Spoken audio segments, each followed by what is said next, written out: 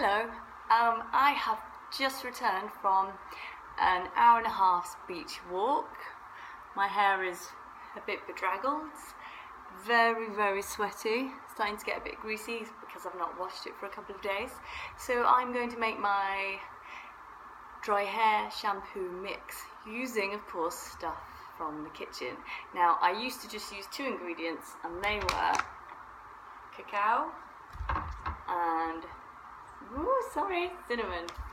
And then I discovered that if I added a little bit of normal flour, plain flour, self-rising flour, corn flour, it doesn't really matter, whole wheat flour, whatever you've got, keep it easy. I discovered when I added that it was better, and it smells like delicious cinnamon muffins, chocolate cinnamon muffins, and yeah, it does the trick. So I am going to just put like half a tablespoon, a little more, about half a tablespoon there of cacao, and about the same of flour. Do you know what? It doesn't really matter. You can just make your own mix. Depending on how dark your hair is, you want more cacao, and if you're blonde, then maybe just stick with cinnamon and flour, corn flour and cinnamon. So yeah, and here is the cinnamon.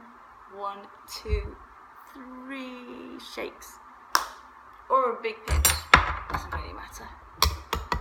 And then mix it all up together. See, that's now almost a gingery colour anyway, perfect for me. Oh my god, it smells delicious. And it's messy. I love it. Okay, I just put it all over my hands like this, and then I tip my head upside down and just massage it in.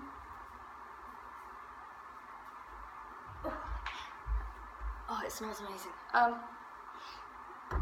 I use as much as I need.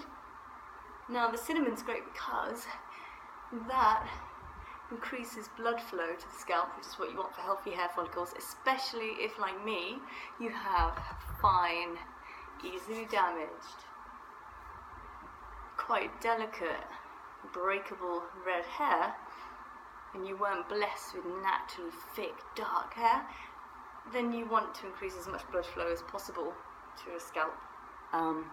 Yeah, so I think I'm going a bit overboard now, but it doesn't really matter.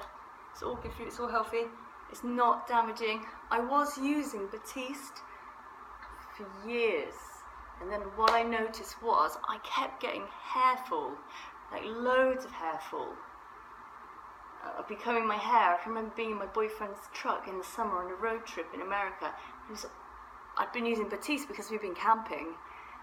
It was so much fun. Anyway, I was using all this Batiste to avoid having to wash out my hair because we were on the road and we were sleeping in the back of the truck, and all this hair was falling out, and I was horrified. And then when I read about the dangers of overusing dry hair shampoo, one of the dangers was that it dries out the scalp so much and the hair shafts that hair breaks and falls.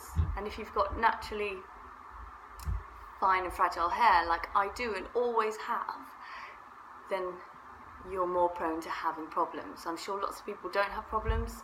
I'm not saying that's the case for everyone, that if you use Batiste or any other dry hair shampoo, your hair is going to start falling out and shedding. But mine did, and it was very noticeable, and I lost a lot of hair that summer. So, alternatives. I have used corn flour in the past, that's good, but this is my favourite mix. This is my absolute favourite now. So it's normal wheat flour, cacao, as long as it doesn't have sugar in, you're good, and cinnamon, and it just smells divine. So yeah, and it gives you volume. Look, it's just puffed up my hair a little bit, and that will just mean that I don't have to wash my hair for another day, which is great.